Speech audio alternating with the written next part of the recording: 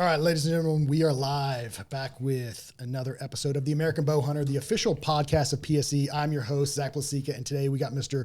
Joe Long back from Arizona, fresh off a mule deer hunt. That's correct. And it went well. It went well. Got some funny stories to get into. Dude, the pictures that you sent me were pretty slick. So that was a good friend of mine, Matt Jones, he's retired Marine. He is in Iowa, but that is his thing. He is not only an avid outdoorsman, kills huge things every year, but he is great with a camera. So all the props go to him when it comes to the photos. Yeah, the pictures were super clean, man. They're super cool looking. So, I mean, do you hunt with him very often? Or how do you know him? When I get to. So I know him from here at Camp Lejeune. He was stationed here at one point. And then after that, he went out to Iowa for an IA billet. And he was outside of Des Moines. But we've kept in touch since then, always texting, hunting stuff back and forth, pictures, reels and funny memes on Instagram, things like that. So yeah, we stay in touch. I think that's how I stay in touch with most of my friends is via memes per Instagram. Same. I think we probably are in the same groups. Yeah, I think so. So, I mean, you had a successful hunt. Was it your first time out in Arizona actually mule deer hunting? It was my first time there for mule deer, yes. I've been to Arizona for predator stuff, coyote hunting, things like that when I was stationed out in California. It was an easy drive to Arizona. But, yes, first time there for mule deer archery. Okay, so first time out there. So, and this is kind of funny, right? Because so when reflecting back pre-Arizona, before you head out to the hunt, you had it was a little chaotic for you. It was very chaotic. How do you want me to get in that story right now? I do, because it's funny because you're a veteran bow hunter. Like when I reach out to anybody, there's a handful of guys that I reach out to, and you're one of them, just well-versed, been doing it forever, from rifle hunting to traditional bow hunting to compound bow, like just well-versed in everything. And when I think prepared and preparation, like you're it. I'm like, Joe Long, he's always got his stuff together. He knows what he needs. He's prepared ahead of time. This hunt was not that for you. Well, I appreciate that sentiment, but no, it was not. Yeah, you were privy to all that too, so it's a pretty good story. It makes it even better. Leading up to it, I'll start from the beginning. The story unfolds this way. I was actually, at the gym working out one afternoon, and so Matt is part of an organization called Giving Back Outdoors. It's a veteran organization. Organization ran by veterans and some civilians. They do hunting trips and getting people in outdoors. Everybody from, veteran, military, law enforcement, first responders, Gold Star families. They do stuff for a ton of people out in the Midwest and in the Western states mostly. So he's a part of that organization. However, this was not. I'm not going to say it. The organization was involved. But he reached out because this particular part of Arizona, I'm not going to throw units or anything like that out there. There was a fire, and a bunch of archery hunters had been turning in tags. So there were some leftover tags. Long story short, they received these tags from Arizona Fish and Game, and I got the text message, hey, can you be here? And I believe it was like a week and a half. I'm on my way. So I'm like, hey, give me 10 minutes. Let me text Mama real fast. I text my wife, said, hey, we got this. Kind of fell in my lap. Is this going to work out? She said, thumbs up.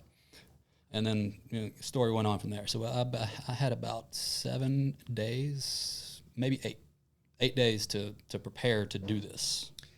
When I had no intentions of going out west at all. And you're not a typical compound bow hunter though. Right. So your primary focus, whenever we talk, anytime I see you in the woods, it's typically with the traditional bow.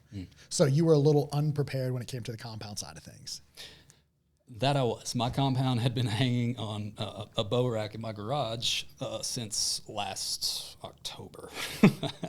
So obviously I snatch up my compound when I get home that day. I start shooting.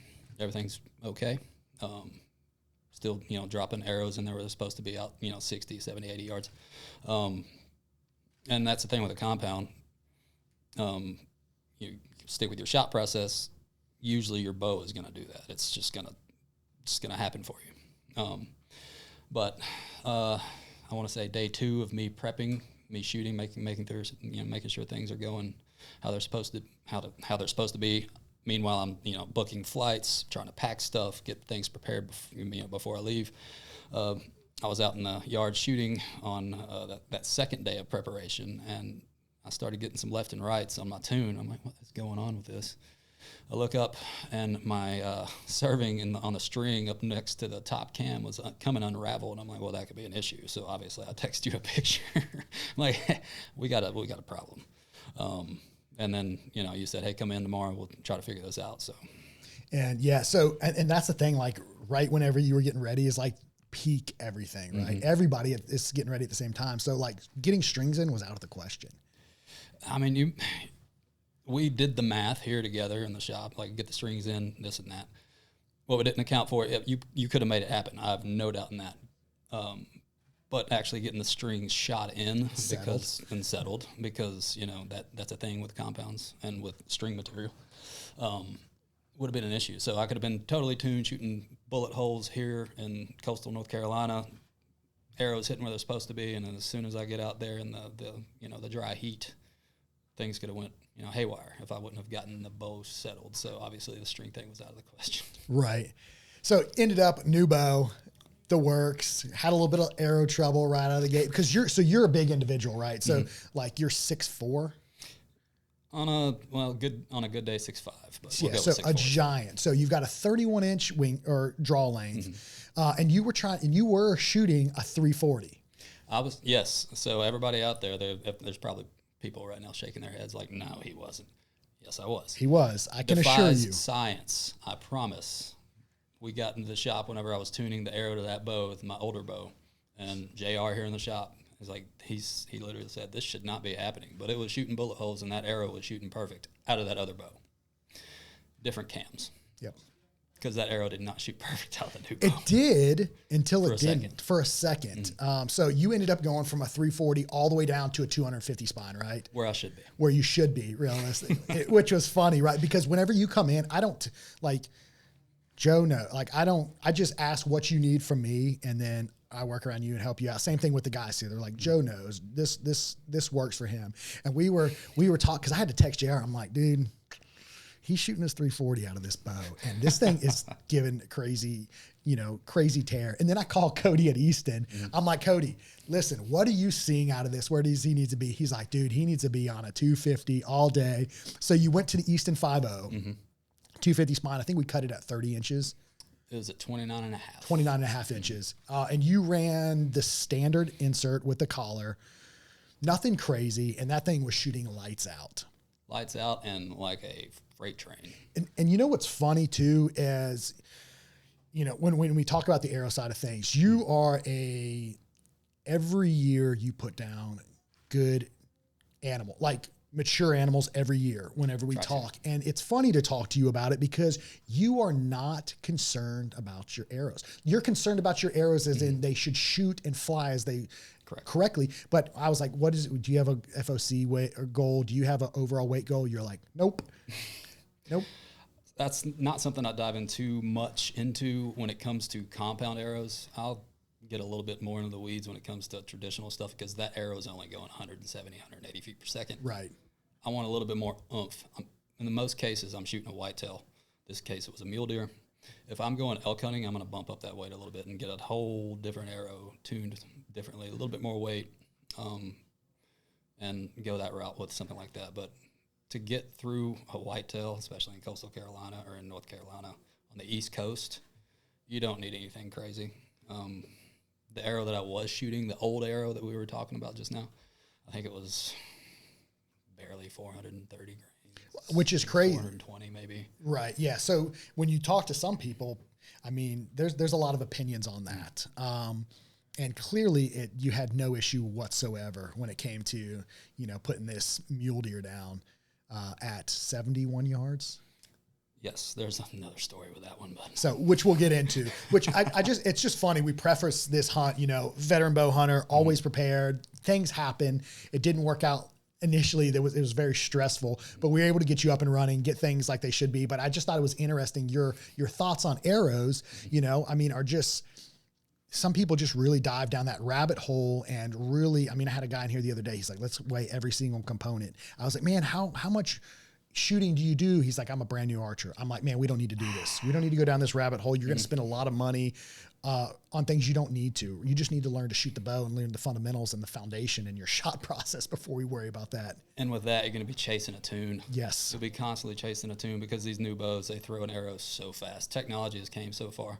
If you throw too much weight on an arrow and then throw it on a compound with all the force coming out of that thing, you could get an arrow that's doing something different every single time. So you'd be chasing a tune with that. With compounds, I know a lot of people play with them. That's fine. I've never had a problem killing an animal because that's mostly what I do. I don't shoot tournament archery. I hardly ever do 3D unless you're putting on something there. And when I come out there, force you to come out. It's fun. I'm out there hanging out. I'm bringing my traditional bow. I'm trying to shoot everybody else's arrows from the compound stakes. Just having fun out there. My primary thing is actually shooting animals. And I've never had a problem getting a pass through and successfully putting an animal down with a lighter arrow. You don't have to play with stuff so much. That's heresy to some people. Might disagree. Yeah, there's a lot of opinions on it. My opinion is I like things simple. Same. I like, and my goal is I want my bow and my arrow to perform as they should. And it's fun though, right? I mean, that's the cool thing about archery. There's a lot of tinkering you can do, especially on the arrow side with the, fletching configurations, point weight and whatnot. But I think it's easy to get sucked down that rabbit hole and over focus on that versus your fundamentals and you're just shooting the bow. I think some people really go off the deep end. When it comes to the tuning stuff for me, and we'll get into that just for a second, I guess, but I'll tell you what my goal is when it comes to an arrow out of a compound and traditional bow as well. Because when I shoot at distance, I want that arrow to look like a lightning bolt flying through the air. I don't want fishtails. I don't want a weird, because sometimes you'll get the back of the arrow just kind of spinning around and you'll catch that in flight. And that's what I'm trying to get rid of when it comes to the tuning thing. Because if you don't get rid of that, your arrow is not actually performing to the best of its ability off that bow. If you're getting some deviation, you're going to lose penetration. There's a lot of efficiency that's pulled away. Yeah, that was one of the other things we're talking about. We're looking at, and you were shooting. You went from a standard diameter to a 5 mil, which again, funny. You went from a gold tip Hunter XT, which when we look at it, that's what we put in. It's a basic arrow, right? It's a standard diameter. It's not an expensive arrow. Very simple. But we did put you on the 5.0, which again performed really well. Those are the Cadillacs of the arrows, and I told Cody this in a text message after success in Arizona. I said, "Yeah, you probably made me an Easton customer." So here we are. I'm having to buy a bunch of new arrows. Oh, they are. And so, did that arrow break whenever you shot the animal? That particular arrow did, yes. It did break. Okay. Did you get a full pass through? I would have, however, it smacked a tree on the other side. Interesting. Okay. That's why the arrow broke. Oh, okay. So it didn't just break off. I was curious because I've heard some issues with like durability side for the 5.0. I haven't personally seen it, but I also don't stack a lot of weight on the front of my arrow. I run a 50 grains of brass and a 100 grain point up front for an overall arrow weight. I think this year is like 418 grains. Yeah, I can't remember what mine weighs. We weighed it here in the shop. Yeah, it was like 415 maybe. Yeah, it was right around there. It wasn't. I mean, because you ran the stock insert, which is 16 grain plus that collar plus the 100 grain head was 100. What broadhead did you shoot? That particular deer, I shot it with a beast. Oh, did you? So, what are your thoughts on it? It worked. Yeah, worked good, huh? It definitely worked. We can get into the shot whenever we actually get to the story of the deer. It was pretty interesting. But yes, I did not tune, and I had some drawback to it because I did not tune my arrows to that broadhead. However, when I showed up out there, my buddy Matt's like, "Hey, I got these beasts. Why don't you throw this on there, see what works?" I'm like, "All right, we'll give it a shot. It's all right." But as when I shot, that arrow came right off the bow and flew how it's supposed to. So the beast was, when they did all the testing for the ballistic the aero ballistic study that they did, the beast was the most aerodynamic broadhead out of all the broadheads they tested, which I thought was pretty interesting. Well, it definitely proved that. Yeah, at least on my shot. So, I mean, did you pre-shoot one? I did not. You didn't? You just... That's heresy, right? I should have. Yeah, that's craziness. But no, I did spin it, however. I took it out of the package, set it on an arrow spinner because I have to travel with that. I'm just particular about things. Spun it, got a perfect spin, let it eat. And so I would say for the most part, so you're good performing mechanical broadheads like the Beast, the Severs. There was the Rift. There was a handful of other ones. I mean, the deviation from field point at 70 yards was like 2.5 inches. Like they're shooting true. Like there was like when they were shooting groups, it was like a 2.5 inch group at 70 yards out of machine. So those broadheads, if your bow is tuned and shooting as it should with a field point, for the most part, you can slap those on and there's minimal, if anything, that you need to do from my experience. Correct. And if so, it comes into the science of things with those expandables. Like there are little blades sticking off. That's how they activate whenever they hit, whenever they puncture something. So those blades are going to create drag flying through the air. So yes, you're going to get a little deviation. However, 2 inches at 70 yards, that's nothing. Right. Perfect. Yeah. So, and like I said, so, I mean, it's a little different when you view strap on a fixed blade broadhead. And I will go on the record and saying like most people, I think, looking at that study, it makes sense for them to shoot a mechanical broadhead. From the tuning side, the big thing is the forgiveness that you gain from it, right? They perform they looked at groups from a field point to a mechanical broadhead. So your field points were like a 2.5 inch group. Your mechanical broadheads were a 4 inch group, I think, at 70 yards. And then they went to your fixed blades. The average group size was like 7 inches, almost double what a mechanical was. And most people, especially like new shooters and stuff who have not developed good form and technique, any error is amplified. And that's only going to be made worse when you put a fixed blade broadhead on there. So I think the goal when building an arrow setup, especially for bow hunters, is being as forgiving as possible. And putting mechanical broadhead on there for most people just makes sense. It saves you a lot of heartache. It saves you a lot of headache, and you recover more animals. Absolutely. I totally agree with There's that. a lot of people that don't. So getting back to the technology on these new bows, like they're coming out with such force, and it's literally science. I hate to keep going back to that, but fixed blade has blades sticking out each side, or if you're shooting a 3-blade, 4 sides, 3 sides, whatever it may be. That's creating drag. If you introduce any torque on the shot, that's gonna be amplified with that. Like I've done testing myself, and I've lost broadheads in the woods behind my house because I'm like, okay, I'm going to see what happens in a hunting situation. I'm going to draw back, not in the most perfect form, how it should be, and see what happens here. And that thing just sails off into Never Land. So less deviation on your group size, and less tuning, less heartache. Yes, totally agree there. Yeah, it just makes it, I mean, like I said, I think for most people, it just makes sense. Not for everybody, okay? I get it. Not everybody wants to shoot them, and there's nothing against it. Like when you looked at the Iron Wills, and I think it was like the Evolution Jekyll, was that a fixed blade? Those were the 2 best performing fixed blades, and they performed equally as good as your mechanicals at like a 2.5 inch group. So super accurate, just really good broadheads. But you're looking at Iron Will, you're looking at dishing out some money, buddy. But they're quality. And the gentleman that builds those, I can't remember his name. He is literally an engineer. Like he's up here. And that's why he charges so much for them, because he's putting that much work into them. They're worth the price. However, it's a broadhead. Do you want to pay that much for them when you might lose it through an animal? It might break off. But they come with a lifetime warranty, I think, too. As long as you recover. As long as you recover it, right? So, which is kind of cool. So, as long as you recover it, you're set. But if you lose it, there's no warranty there. I'm a big fan of the expandables in a compound. Yeah, as am I. I like the Severs personally a lot, and the mega meats have performed really well for a lot of people already this year. I had a guy bring in, he shot 3 does this weekend. Nice. With one. And he was thoroughly impressed. He actually, he's a local guy. He just picked up a Mach 33 from us in 80 pounds. And he shoots it really well. He came from a Matthews lift axe. He ended up getting the Mach 33, like, the same predicament as you, like 5 days before the season. He had an issue with his other bow, right? His other bow went down. He was like, I'm not waiting. I need a bow now. So I put the Mach 33 in his hands. He got the 80 pounder because all he shoots is 80 pounds.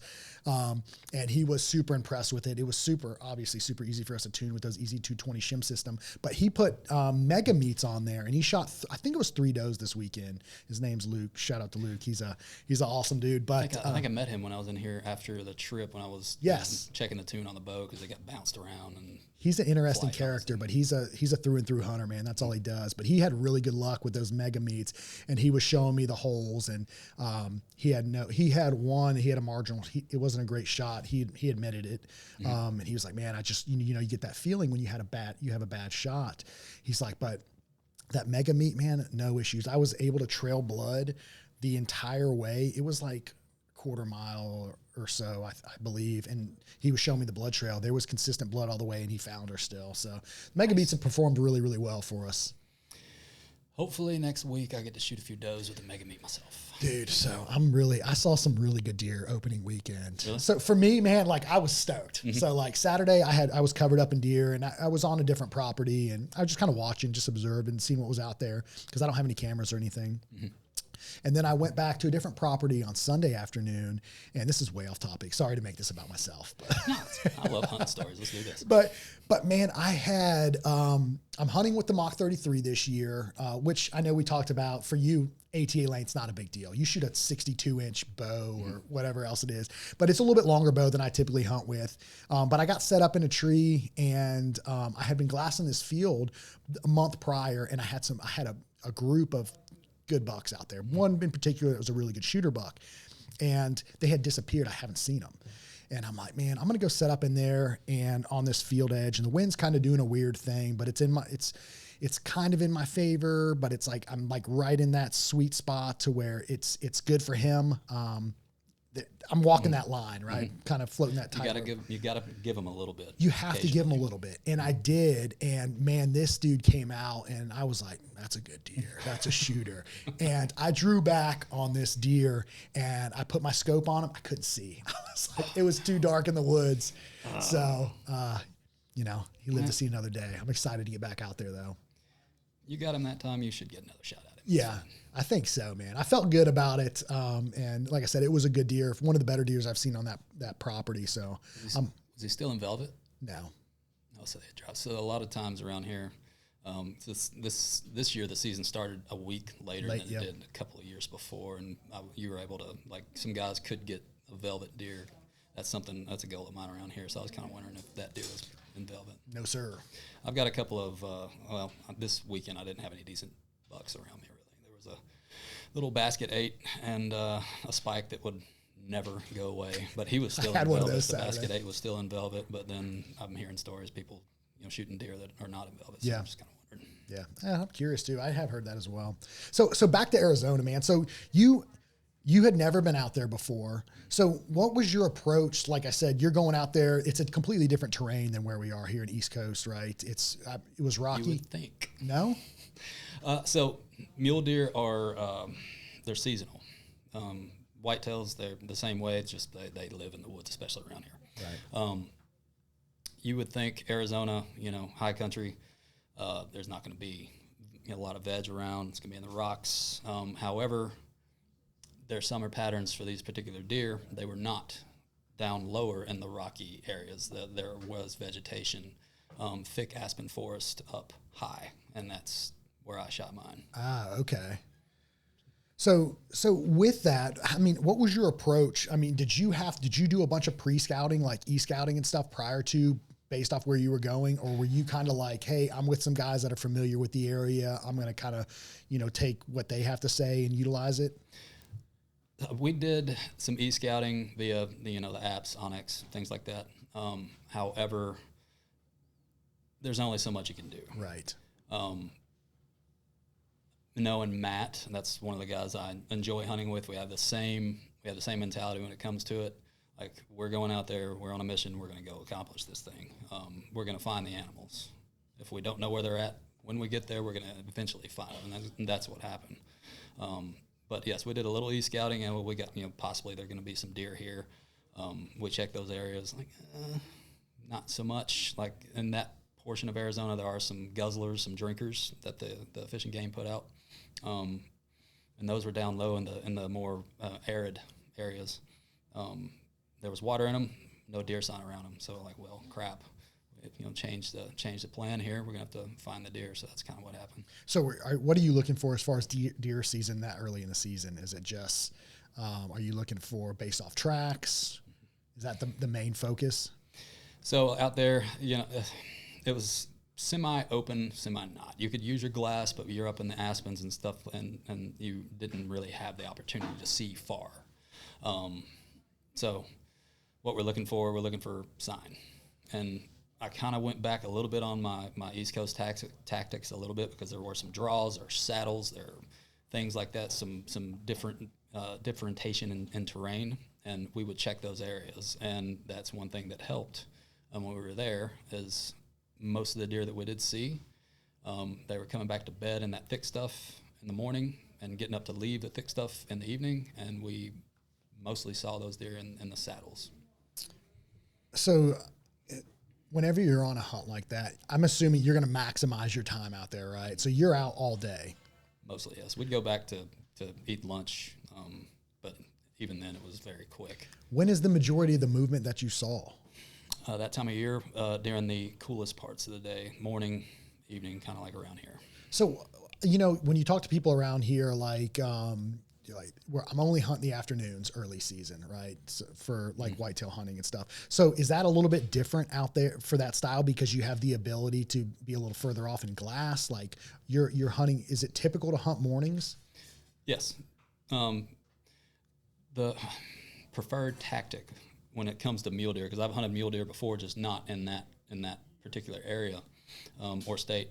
When it comes to mule deer, you want to find them in the morning, glassing point. Okay, there's deer over here. In most cases, that sun gets up high, they're going to find somewhere to lay down. In most cases, they're going to lay down in the shade. If there's big dark timber around, they're going to find themselves into that dark timber. If there's not dark timber around, they're going to find something that's going to provide a bit of shade for them. So, say in the open areas, where there's not dark timber, you can just sit up there and glass all day and just glass the shadows and check for an ear flicker, check for head turn, something like that. Okay, there's deer there, and then check them out. You want to put a stalk on them, put a stalk on them. I've found in my previous experiences, do not stalk a deer in its first bed when it comes to mule deer, because stalks can take 1, 2, 3, 4 hours sometimes. By the time you get there, that sun has moved. If that sun starts to hit that deer, he's going to get up and go somewhere else. So you snoop and poop through there, got your bow up, he's right under that bush. You get over there, he's not there because you just stalked an empty bed because the sun hit him and he moved. So you wait till they move to that next bed, and then so you're somewhere looking that I can see that. For me, somewhere that I can see that I know that deer is not going to move. Maybe the sun is up real high and he's going to have shade for a good bit of time. But if he's just laying down next to a small bush, or laying down in a well-lit area, he's probably not going to stay there long. So what about this? What about the wind out there, right? So was that tough to battle? Or was it easier to utilize the wind to your advantage while you were out there because you were off distance whenever you located the deer? It was easier because you don't get the coastal wind shifts like you do around here. So it's more consistent. Yes, it is. Okay. The wind is not going to, and it will swirl every once in a while. And when you get in close, that's your biggest bugaboo there. You get in there close, like you're 20 yards, and wind swirls, they pick you up and they're up and gone. Good thing with mule deer is they're not like whitetails. They smell you, they're going to jump up, they're going to run off about 50 or 60 yards and turn around and look at you. So, that's all I've heard from everybody. They'll just sit there and wait and eat an arrow. I don't know what makes them do that, but I'm glad they do. But in most cases they will. Bigger, mature deer, they can differ, I guess. But yes, the wind out there is going to be a little bit more predominant in one direction, not like here where you're dealing with this back and forth. That's what I do. Where you have to find like some type of terrain that's going to make the wind suck the way you want to. Because if you don't do that around here, and getting back to around here, you're just going to get the constant switching, and then you're going to get blown. So how far off were these deer when you located them? And how did you glass them and find them? Yes, we did. So we were checking dark timber. So this is how it went for us out there. We'd get up, we'd find our glassing spot, look for deer, and then if we didn't see anything, we would just bounce around, checking different areas. Because if you stay in one area, there's no deer there, you're not going to find deer. So when you say bouncing around, are you getting in a vehicle and driving, or are you walking? No, vehicle. Okay, we were fortunate enough to have vehicles there this time. Cool. We had a truck for one portion. We had a Can-Am for another portion. We also had a dirt bike. Oh, So you guys were set.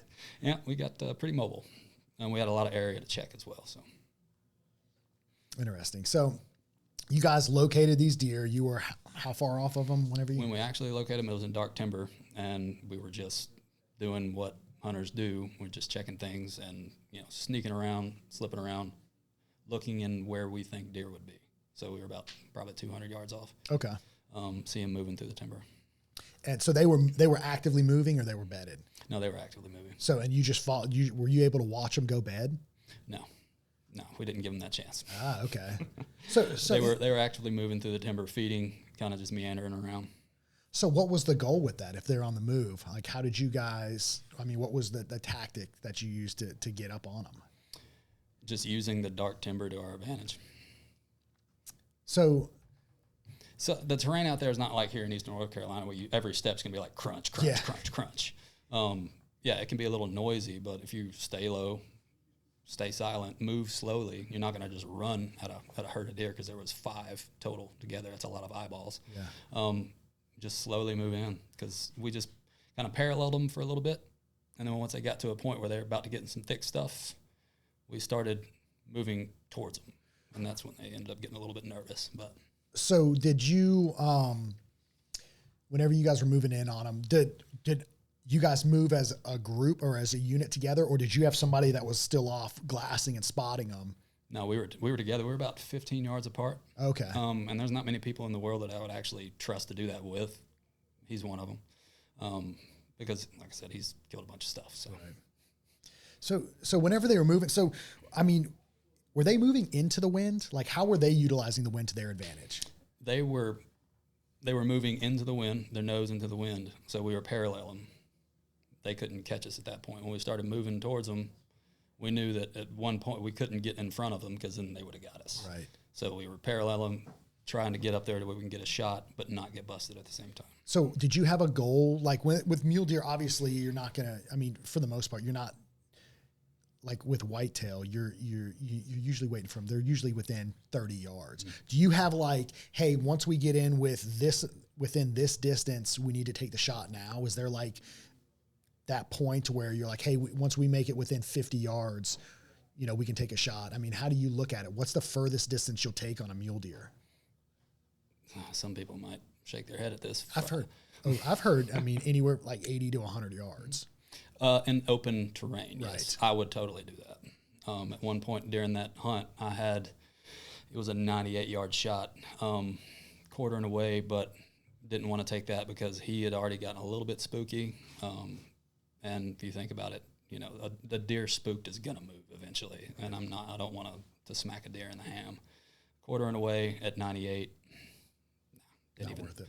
Kind of heartbreaking because it was a big deer, but just how it is. So did you guys get on a bunch of deer? I shot mine within the first 3 days. I think it was the first 3 days of a 7-day hunt, for logistical reasons and because it was an opportunity. If I get an opportunity, I'm going to take said opportunity. You don't know if you're going to get many more.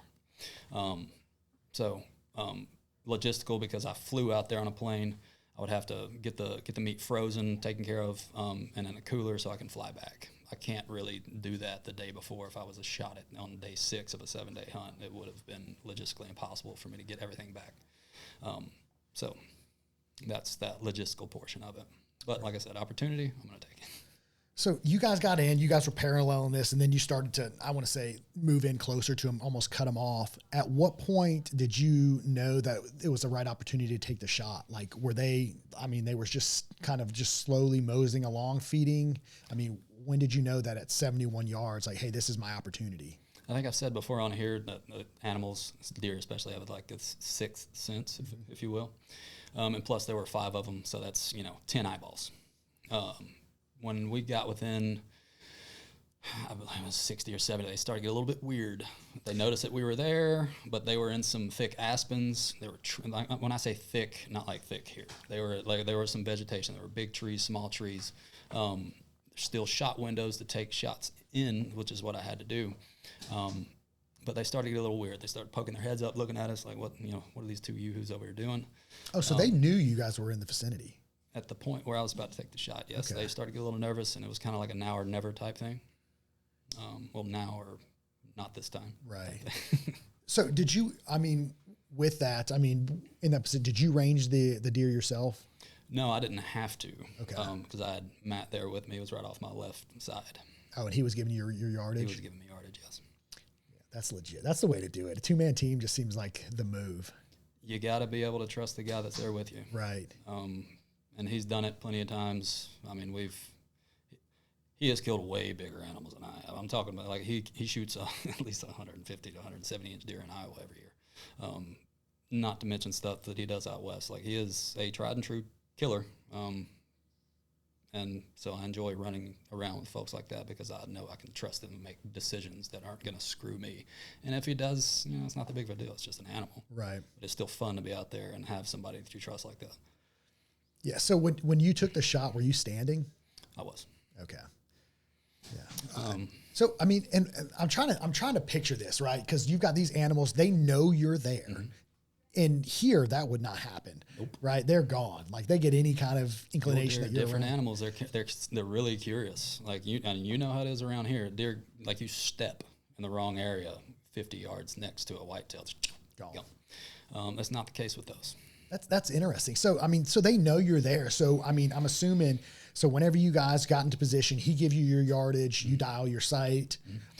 You drew back on the animal, and he just kind of just looking at you. So this is how it happened. So we spotted these deer. There are 5 of them. I'll get into the story a little bit more. There are 5 of them. The lead buck, because there was 5 bucks together. There were no does in this particular group. And is that normal for this time of year?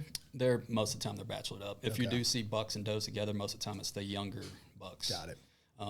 There were 2 younger bucks within this group, and so the lead deer was probably, I mean, we talked about this after the fact. He was 170 inch, probably class mule deer. That tripped my trigger. I wanted to shoot that one.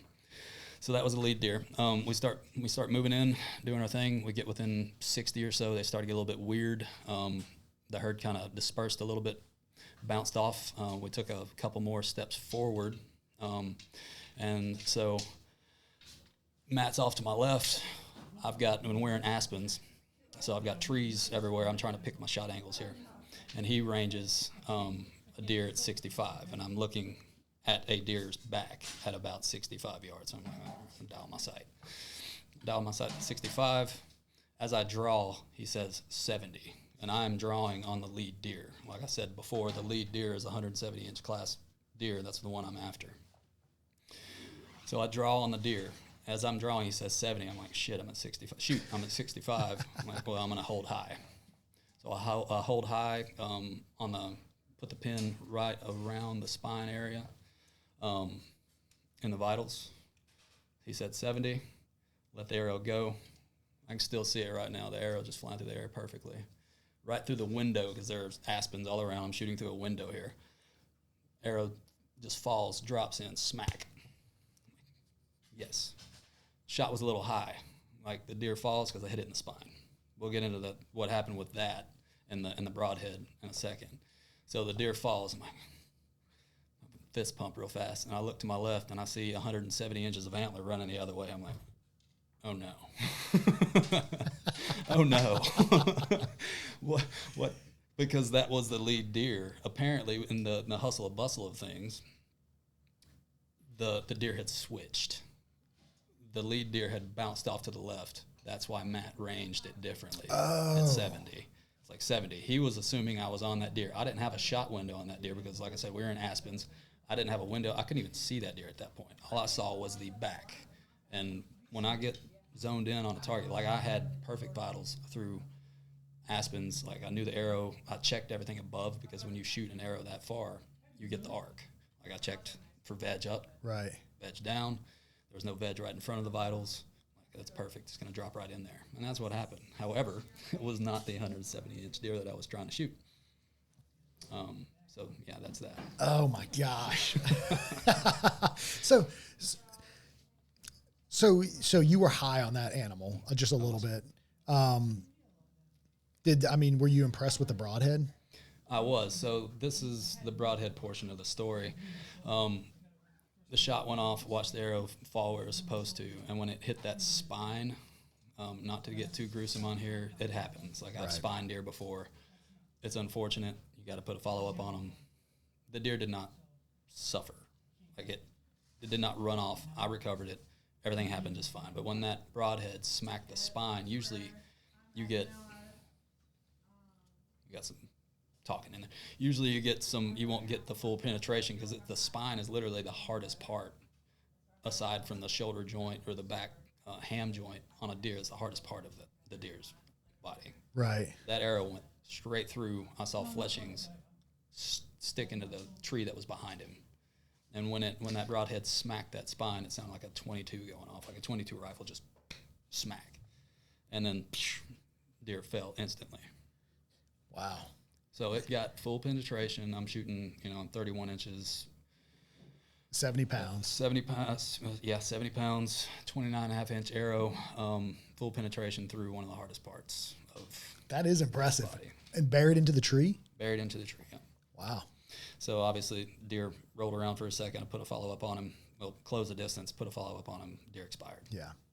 So, whenever you're going through, so like whenever people get to that point, right, where they're getting ready to shoot something, there's a lot of adrenaline and emotions are high at that point. It's very easy to make a mistake, right? We see it all the time with new shooters, right? Mm-hmm. Like they'll go in, they're like, I don't know how I missed that deer. He was at 22 yards. Mm-hmm. And I'm like, hey, think back on going through it. Did you look through your peep sight? And they're like, nope. And that just comes with experience, right? But for you, whenever you're looking at a deer at 71 yards through your sight, is there any kind of doubt in your mind when you take a shot like that? Because that is such a far distance. There's a lot that can happen between where you are and where that deer is. Any doubt? If I have doubt, then I'm not going to take the shot. However, like I mentioned before, I saw vitals, and I zoned in.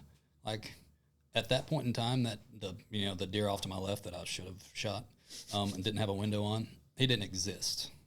Like I saw vitals, I picked my spot. When it comes to shooting, and like you mentioned before, I shoot traditional archery. That is the first thing going through my head when I'm about to take a shot. Before I even draw, I'm picking my spot. So I'm looking through. At that point, in this instance, I'm looking through the timber. There's my spot.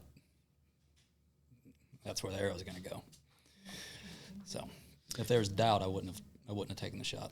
Yeah, I think that's good information too. And I think that comes with one, with experience, and two, with confidence in your equipment that you're using. Right, you've spent enough time, just in general, behind a bow to understand how it's going to act, how it's going to react, and what to expect. But what about, because that's such a far shot, what was as far as like the wind and stuff going, did you have a really strong crosswind that you were shooting through with that? No, there wasn't a strong crosswind at all. That particular morning, I think it was maybe a 3 or 4, maybe 5 mile an hour wind. Something like that. So nothing terrible. An arrow going that fast, you're not going to get a lot of deviation in that type of crosswind. Anything higher than that, I would have made a calculation for left or right, just with my pin on the shot, right before the shot. Yeah, so no questions. I think too, that's why I like a 5 mil shaft anyways. I think a 5 mil shaft just performs well. No matter what you're doing, right? That little bit, I think it does make a little bit of difference. I was actually just doing a little bit of research and doing some reading on looking at like 4 mils, 5 mils, and your standard diameter shafts, and just kind of reading some results from some other studies that were done. And one thing that I thought was interesting, going back to the James Yates ballistic study, is the drag difference between arrow diameters, right? Mm-hmm. So there's 10% less drag in a 4 mil than a 5 mil shaft. And I can only imagine how much greater it is at a standard diameter. So when we look at a lot of the guys that we outfit going out west, we see more guys, I would say, opting for that 4 or 5 mil shaft just for shooting those distances, even for guys that are going at the Total Archery Challenge. Mm-hmm. A lot of guys are I think the 5 mil shaft being the more popular out of any of them, just because component options available and price point. Mm-hmm. But they perform, I think, pretty exceptional when it comes to distance and open terrain and in the wind. But I would be curious, because you didn't run anything crazy, like any FOC difference. And you didn't have any issues hitting exactly where you were aiming at. No, that arrow went exactly where the pin was. Yeah, that's awesome. You can't you can't ask for hey, anymore. it's whatever. I will say with the diameter difference between 4 or 5 and then your standard full size, that comes into play, as well as your fletching configuration. Yes. I'm a big fan of what's on those arrows, what came on them, the AAE. The hybrids. Yep. I have found when it comes to wind, left and rights, if you have a higher profile vane, you're going to get a lot more deviation on your wind drag, whichever, you get left and rights according to whichever way the wind's going at distance. Those hybrids, they just kind of cut through the air. That's the same thing I run. So I run a 3 fletch, and I run either the hybrid that comes on those match grade Easton arrows, or if I have to refletch them, I put a Max Stealth, which is pretty much the same profile, and it steers a broadhead for me exceptionally well out to distance. And I've had no issues whatsoever. I mean, because I like to go out and shoot a lot of distance. We do a lot of total archery stuff with just a field point, and they fly great. But I put a couple different mechanical broadheads on there just to see if there was a difference. And I shot them at like 70, 80, and 90 yards. And man, the bows tuned well. And even putting on those broadheads with that vane configuration, it was really quiet for me. It steers really well. And I had like no deviation with any of the severs. What was it? I shot a Sever, I've shot a Rage, and then, which a lot of people hate that. And then, Rage in the cage. Yeah. And then a Mega Meat, and they all out the distance, they all flew, I would say, really well with the Sever, for me, outperforming them. And it could be, shooter error, but. So before I left, I had tuned the bow for 2 different broadheads, and neither of them were what I shot the deer with. Why is that? I just like having different options. But what were the 2 options originally going out? A standard swacker, which some people's not going to like that. I've killed a bunch of stuff with a swacker. They work. They're cheap, and it's a compound. It's a shoot and forget. Will I be shooting those after the beast? Probably not, because just the performance I got out of it. But tuning those, and the Mega Meat is the other one I tuned it for. And those 2. Oh, that's right, because the original arrows were too short. That's what it was. I forgot about that. There's some offset on the Mega Meat blades. Right. So I went to actually put a broadhead on and shoot it before I left, draw, and then I'm getting rest contact with the offset in the blade. That's right. So that's something you've got to consider with the Mega Meat is depending on how short you cut your arrow, the way those blades sit further back, you'll end up with rest contact, and it's a no-go. Yeah, that's a big no. Yeah, I forgot about that. I don't want that type of broadhead anywhere close to my hand when it comes to, So got, new arrows and tuned for those 2. And with those arrows, it was hitting, I can shoot out to 80 if I want to get real weird because I live in a neighborhood. I can shoot from my cul-de-sac out to 100. But I shot them at 80. They were hitting with the field points. Obviously, the field points just a little bit higher, but they were straight down the middle, and that proves to me that bow is how I want it to be. So that's what I went with. Yeah, it's hard to argue with that. So, typically, what's with most people with mule deer hunting, is your distance going to be, 50 plus yards for the most part? It depends. Are people getting in that close to them? I don't want to tell I won't give a name, because, I'm not sure if he wants it mentioned. There was another guy on the hunt with us. He came in a couple of days after me. And he stalked within 20 yards and made a perfect shot frontal, and deer ran 60 yards and died. Oh, wow. But he was straight ninja, and he used the terrain, he used the wind to his advantage, because on that particular day it was really windy. So he could use that to mask his movement, and he got within, like I said, 20, and put a great shot on it. We actually sat there on the ridge adjacent to it and watched the deer die after he shot it. Wow. And I do know of some guys that and I haven't actually done it yet, that will bow hunt mule deer with stick bows with traditional archery equipment. And those guys are shooting those deer in their beds at 5-10 yards. Talk about impressive, man. That is impressive stuff. I've not been able to do that yet. When I spend the money and take the time to go out west, I don't want to hamstring myself. I love traditional archery, but I also like eating deer and shooting things. And I haven't gotten to that level yet. So maybe one day.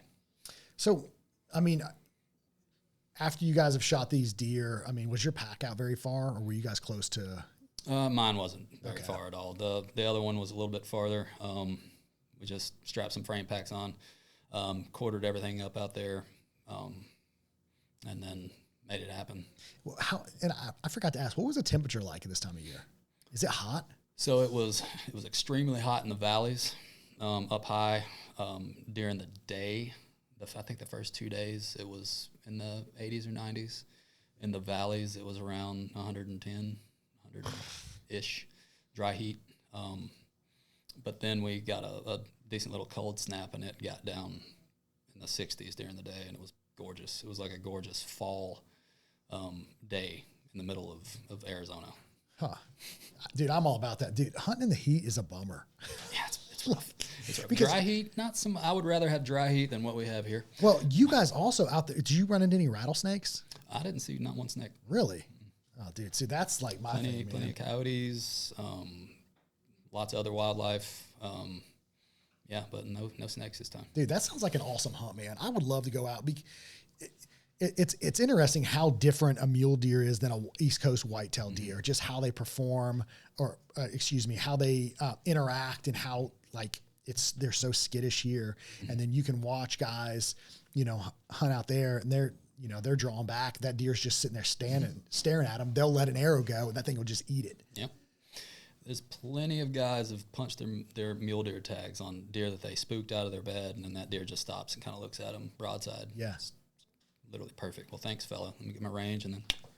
How would you rate like mule deer hunting, like this style with the bow? Like, is it a more challenging of a hunt for you than like whitetail? Like, how would you compare the two? More, I'm not going to, it could be, it's different. Yeah. We'll leave it at that. Well, not leave it at that, but I'll say it is different. More challenging.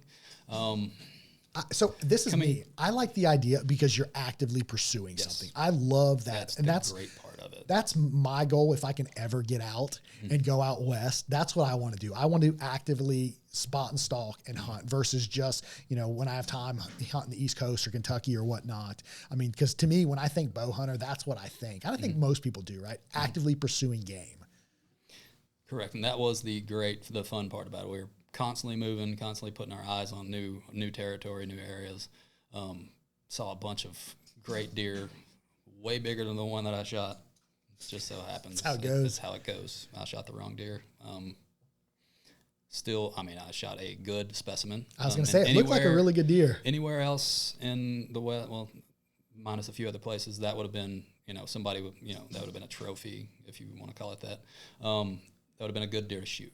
However, the unit and the place that I was in, they were much more bigger specimens. But can't take it back. I made a good shot. Deer didn't suffer. Punched my tag, and I got to hang out with one of my good friends and have a great time. So I have no qualms with that. Just how it is. Yeah, I don't know, man. That's what I want to go out west bad. I think that sounds like a good time, man. And watching all the dudes that I've already watched this year out there chasing mule deer, that looks like an awesome. I'll tell you right, and I love whitetails, and you know that. I love whitetail. I love deer, but after doing that and seeing the things that I saw, having that experience, I'm obsessed with mule deer at this point. Are you? I am obsessed with mule deer. I find myself here lately just, I'm usually, when I have time, I'll peruse YouTube and check out guys whitetail hunting, stuff like that. Now I'm just obsessed with giant mule deer just because they're just so dang cool. Dude, they are, man. And watching dudes hunt them is awesome. I love the idea of active pursuit versus, more of that passive wait them out, wait for them to come by. I just love the idea of that. And as a bow hunter, man, that's like the ultimate hunt when you pursue something and it's where it lives and you're able to outsmart it and win. I mean, and the terrain is so different there too. I mean, being able to see is awesome. It's amazing. I mean, even like, so I'll even when I go to Kentucky, right? Like you can actually see further than like 25 or 30 yards. So you can glass and watch things walking across a ridge, or in and out of bowls, versus, here, Eastern North Carolina is just flat. It's flat, thick, and full of bugs. It's full of bugs, man. Full of bugs, snakes, and spiders. But it's good. I still love it, man. But So looking back now, I mean, is there anything you would have done differently aside from, shoot the other deer? Like your approach to how you guys were in that area, or how you scouted, or gear, or anything that you took? Let's see. I'm pretty minimalist when it comes to stuff like that. I mean, I was with another Marine. We slept in a camp that he put together with a tarp. So did you guys stayed at like a base camp? Oh yeah. Oh, dude, that's the way to go. Yeah. Getting serenaded by coyotes all night. I had one female that would not leave us alone. She'd come within like 30 yards of the camp at like 2 a.m. just. But I mean, he had bought some good food out there, and he had a camp stove, so we had everything we needed. Gear wise, I probably, believe it or not, it rained a lot. I probably would have brought some rain gear on that. I wasn't expecting, a monsoon in Arizona, but hey, it happens. I probably wouldn't change anything other than not getting dialed in on those vitals that I ended up shooting, and actually taking a second and maybe waiting. But if I would have waited, who knows what would have happened? They might have bounded off, and I wouldn't have got a shot at all. Yeah, sometimes you got to take advantage of the situation at hand. So what about as far as like camouflage for you in that? Like, what is your, like, are you wearing camouflage, or do you somebody that goes more like earth tones? So I do a lot of earth tones. I mean, at that point, I was wearing some $30 Wrangler UTG pants that I got from Walmart. Some Salewa boots, because you're putting a lot of miles on your feet. So that's something I try to take care of. I'm going to wear a quality boot out there, and that's what works for me as far as my foot shape and everything is that brand. And I was wearing a merino wool overshirt, just a sun shirt with a hood.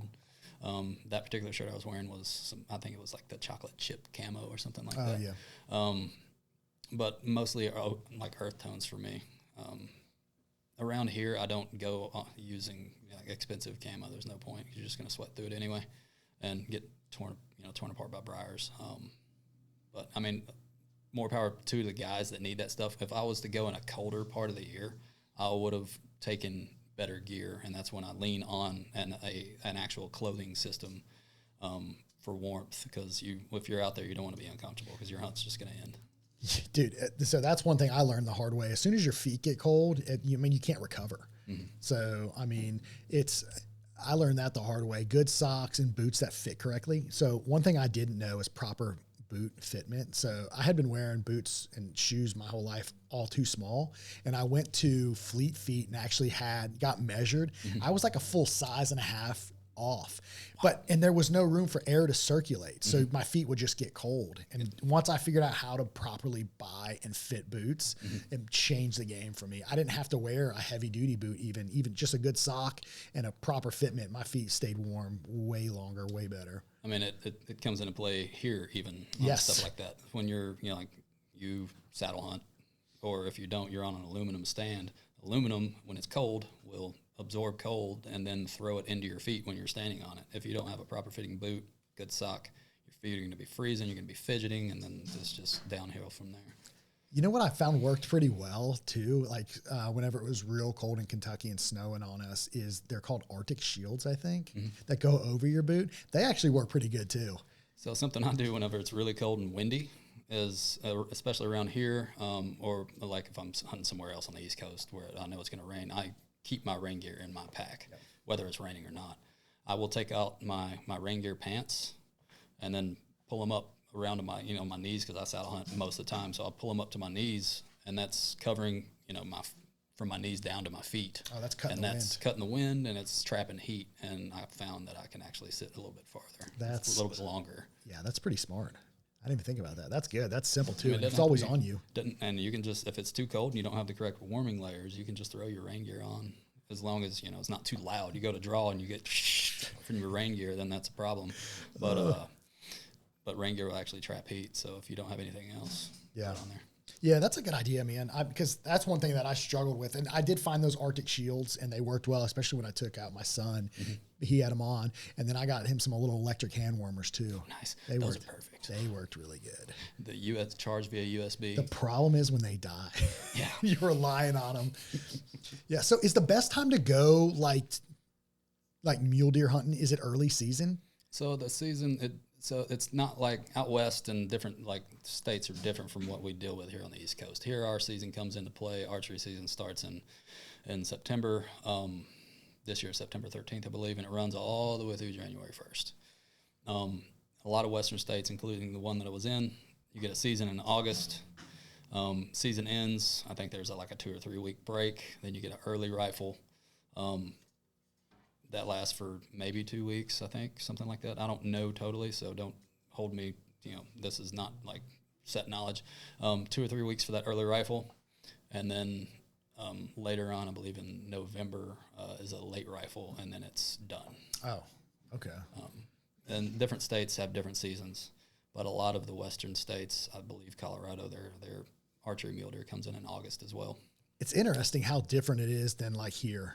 Like, I mean, because you could bow hunt September through December 31st, and how you got to be a lot more selective in those states.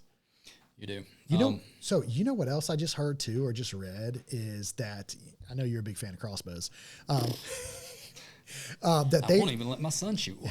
I'm kidding. It's. I just read that they opened up more states for crossbows and extended crossbow season. I don't remember which state I read it on, but like they've allowed more people to utilize crossbows, and crossbow sales are starting to increase even further than they already have. The state that I was in, Arizona, they let you use crossbow. However, you have to apply for a permit. You have to have a medical reason to do it. And you have to prove that to Fish and Game in order to get the crossbow permit, and then you can actually use your crossbow.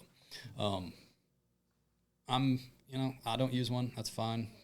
That's what I choose not to do. If you have a medical reason and you want to go partake in the outdoors and use a crossbow, then go do it. But if you're just a guy that's lazy, doesn't want to practice, and just wants a one and done, go out there and shoot a cross rifle, because that's what it is, then I don't know. I'm not going to get too graphic here, but don't be lazy. Just pick up a bow. But if you need it, totally agree with it. Yeah. But I don't know what other states have opened up their crossbow season. I think it's up north, and they've extended it. From what I read, and I'll have to go back and look at it again. But I was doing a little bit of research, because I've noticed an increase in crossbow sales for us, more so in crossbow problems. I've had more come through the door this year that are blown up, and it just made me do a little bit of looking. There's more. Like I said, don't quote me on what state it was exactly, but I heard that read that they increased or extended the season for crossbows, or opened it up earlier, one or the other. So a lot of the other states, I know growing up in Georgia, we had the same thing until they instituted like crossbow and archery season. I can't remember what year it was, but a lot of other states in the Northeast, around on this side of the United States, they had what they called a primitive weapons season. So it started with the archery. Archery equipment was, compound, recurve, longbow, whatever it may be. Primitive weapons season would then come in, and that would be black powder, muzzleloader, crossbow. Okay, that makes sense. I think what I've heard, and I could be wrong, is those states have now, that's crossbow they put into archery season. Which is maybe what I've read. So it gives people an opportunity to get in early in the season with those things. Yeah. And some of these bows, man, are unbelievable. I mean, with how fast they're shooting, how accurate you can be at distance. I mean, a 2-inch group at 100 yards. It's craziness. Unbelievable. Yeah. It's interesting. It's efficient. That's for sure. It is very efficient until it's not. I can tell you that. There's a lot that are piled up right now. That's unfortunate. Yeah, it is. It's interesting. It always happens right before the season too with them. So. It could be a lot of folks leaving them loaded, which is not uncommon at all. And you should definitely not do that. Yeah, it's not uncommon. I had a gentleman that was driving in his truck. He had it in his passenger seat. Luckily, it was in a case, and it blew up while he was driving. Talk about scared. That would be terrifying. Yeah, no doubt. So what do you got planned for the rest of the year? I mean, you got Arizona knocked off your list. I know you're going to do some hunting here in North Carolina. Are you headed out anywhere else? I'm planning on going up to New York early November timeframe for about 7 days. It's kind of a yearly thing I do with a good friend of mine. Other than that, hunting around here, got some property out in western North Carolina that we have some depredation tags for us. Go out there and shoot some does. Okay. So I like eating deer meat. Yep. And also getting to just shoot things makes me happy. But go out there and do that, and then try to fill my buck tags here in eastern North Carolina. We'll see how that goes. Yeah. So, and then what about this? So like anybody that's looking at getting into, we talk about elk and stuff all the time, and mule deer is not something I've covered a lot of, and I don't have any experience with it, and I haven't talked to a lot of individuals out here that have done it. So if you were to give somebody advice that's looking at going out and going on a mule deer hunt, I mean, is there anything any kind of advice that you would offer them?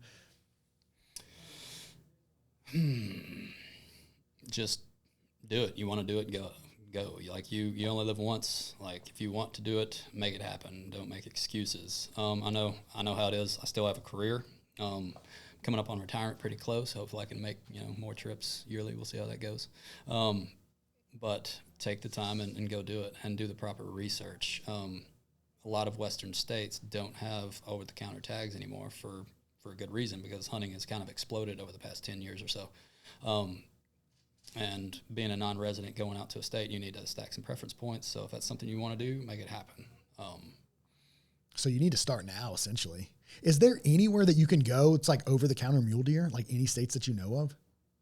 Not that I know of, but I haven't done the proper research for that. Like I have big mule deer on my mind, and I'm going to stack my points yearly so that I can get the correct amount, hopefully, to get drawn to go shoot a giant instead of, smaller deer. Because you'll find that a lot of the over-the-counter areas out west, like they're going to be deer there, but they're not going to be the quality that a lot of people are there. If you're going out there to shoot a deer, good for you. If you're going out there with a mission, like I want to shoot a big deer, you should probably start stacking points. So what are the states that are, I mean, when you think mule deer that people are, after, Arizona being one of them, what's the other big states? Utah, Colorado. Colorado has everything. I mean, they're pretty much all over the western states. However, those are the larger, denser populations known for bigger animals. And it's going to take a couple years of stacking points in order to get drawn for those. So it's just something you've got to start doing. I mean, you might as well start now. Mm-hmm. And do your research. Fish and Game for those respective states, they put their harvest number on their harvest numbers on there. So if you take the time to actually properly research, go check those things. They're not going to say, hey, this is what's good, go do this. Like you have to do your legwork if you want to be successful. If you go and do that legwork, then in most cases, properly prepare. Don't let your bow come apart 7 days before you leave to fly across country. Things happen. But if you properly prepare, then you can make it happen. So what about this? So you flew out there, and we kind of we didn't really even cover this. Like, typically, are you going to fly out to somewhere like that? Or would you rather have drove? So looking back, it was kind of a snap thing, and flight was the option that I had. Right. In the future, I plan on doing it more. So I would probably drive, and driving from eastern North Carolina, that is a haul. But my plans are, I don't want to be like hamstring when it comes to logistical stuff. Like I could only pack so much for this trip because I was flying with a bow case, a carry-on, and a piece of luggage. Flying back, I was flying with a bow case, a carry-on, a tote full of gear, and a deer head, and a cooler. So you had to fly all that back, and you checked it all? Mm-hmm. How much of a pain was that? I didn't even think about that. I meant to ask you, did you ship everything back, but you flew it back? Mm-hmm. That sounds like a nightmare. Walmart's going to kill me for this one, but you can buy a Walmart cooler and return it. Oh my gosh. You might want to edit that one out. So hold on. So you just packed it full of ice and flew it? No. So after I shot it, I mentioned before, previously during our conversation, I shot it the first 3 days. I was there for 7. Right. Shot it, did our processing, hung it, made sure that it was cold. I started calling around for processors and for somebody that could take care of the head for me, because it was a mule deer that was still in velvet. I've never done that before. I wanted to preserve the velvet. And to do that, there's a certain process for it. Ended up finding somebody that would do it. A little expensive. It's a memory that I wanted to keep. So took all the meat down to a local processor. We drove down. It's about an hour off the mountain. Great people. Said, hey, I've got to leave, this day. Can we make this happen? I was like, yeah, absolutely. And they processed. Usually I like to do a lot of my processing myself. However, I didn't have the tools or the means to do it. They processed it for me. They put it in a package, froze it. I went and picked it up the day before I flew out, threw it in a cooler. I picked up the head. The velvet was preserved. I picked up a Walmart tote, and then put a bunch of padding in there, a bunch of my clothing and stuff like that, and packed it around the head, taped it up, and threw a TSA lock on the cooler, and walked into the Albuquerque airport with a bunch of stuff. No issues. No issues. That is, I never would have guessed that. So we left Arizona and those two other guys I was with, they were planning to go on a elk hunt. And they wanted to leave a little early. I ended up changing my flight from another area and then drove with them to Albuquerque or Santa Fe, and then flew out of Albuquerque. But it was kind of funny. They dropped me off, shake hands, hugs. Later, man, walk into the airport, and I'm like, everybody's gonna be looking at me so funny. Like this is like I've got a big cooler, I've got a big long bow case. And I walk in, and there's like 8 other dudes standing there looking at me like, you got a cooler? How'd you do? Oh, that's funny, man. Oh, you got a cooler too. Good job. Congratulations. So it's not uncommon. So we're sharing pictures in the airport as we're waiting to check our bags. So, I mean, how much did that cost to fly that back? Had to have been expensive. It would be expensive, but if you do a little wheeling and dealing and talking with the ladies there, they can make it happen for a little bit cheaper. Oh, that's cool. Under the table. Who'd you fly? What airline? If I tell you that, then I'm gonna be in trouble. I'm gonna get those ladies in trouble. I'm kidding. It's that particular time it was American Airlines. American Airlines. Okay, dude, I haven't flown it forever. I have no desire to fly. So with active duty and veterans, you are allotted a certain amount of free checked baggage if it's under a certain weight. Gotcha. So I can't believe the total pounds that I rated for it to be free. But I made sure that what I flew back with was under that. And each piece had to be under 60 pounds, I think. So I made sure that each piece was under that, so that I didn't really have to pay anything. So you were able to fly back all the meat, everything, head and everything, and you were good to go. Yep. Ah, man, look at you. Made it happen. It was kind of a logistical nightmare trying to figure everything out. Dude, that sounds like more stressful than anything. I would have been like, I'm just driving. Yeah. Truthfully, after I shot, I'm like, God, what am I going to do with this thing now? And then we just started making things happen. I think that's the question everyone, even like when you like shoot an early season deer, you shoot it and you're like, dang, now I got to do all this work. It's so hot out. They're covered in bugs and heat. When it comes to that here around home, I don't like people think, the meat's going to spoil really fast. Right. Not the case. As long as you recover the animal, get the hide off, get it away from the guts, because that's where all the heat's holding. Get the meat hung up. If you can't get it in a cooler right then, if you don't have access to cold ice, whatever it may be, hang it up in a tree, let the wind hit it. It's going to cool off. It's not going to spoil. You've got at least, even in 90-degree heat, you've got a couple of hours to maybe half a day to get it taken care of before it spoils. Just get it away from the guts, if that makes sense. So that's where all the heat is. Yep. No, open it up. Let it breathe. Mm-hmm. Yeah. Well, it's interesting because I watch dudes that are dog hunters. They'll kill a bunch of deer and they'll drive around all day with them deer in the back of the truck, and then they'll still hang them and cut them and eat them. So that's just a lot of heat trapped in there and bacteria growing. No doubt. I don't know if they're gutting them or not. I haven't paid that close attention, but you'll see deer stacked in the bed of a truck. And so I've talked, and getting into this portion of it, I guess I've talked to a lot of people. They can't stand deer meat. Oh, I hate it. It's so really bad. I'm like, have you ever had it done correctly? That makes a big difference. When talking like that, when they're riding around the back of a truck, they're getting rigor setting in, things like that. If you can't get to a deer and get it deboned, well, not deboned, but quartered up before rigor sets in, hang it. Give it a couple hours. Rigor it's going to start loosening up. If you start to quarter up and actually try to process and package meat on a deer that's in rigor, you're going to be chewing on rubber. Yeah, maybe that's why people don't like it. Maybe that's the problem, is the processing. If rigor is set in, you can hang it, try to get it cool, get the hide off of it, and wait for it to, because rigor's a process. it will go away. Your deer will become flimsy again. Right. Yeah. Don't process a deer that rigor mortis is set in, because you're gonna. Yeah, it's just not good. The more you know. The more you know. There you go. That's wisdom and experience right there. Don't do that. So lots of good stuff, man. So you had a successful hunt. Gear worked out for you. Absolutely, and thanks again. No, absolutely, man. Appreciate it. I'm glad we were able to get it worked out for you. I was excited. Also a little nervous. I'm always nervous whenever we have bows leave here or anything that we build and we know it's going to go out on a hunt, and the guys are counting on it. So I'm glad everything worked out. You had a successful hunt.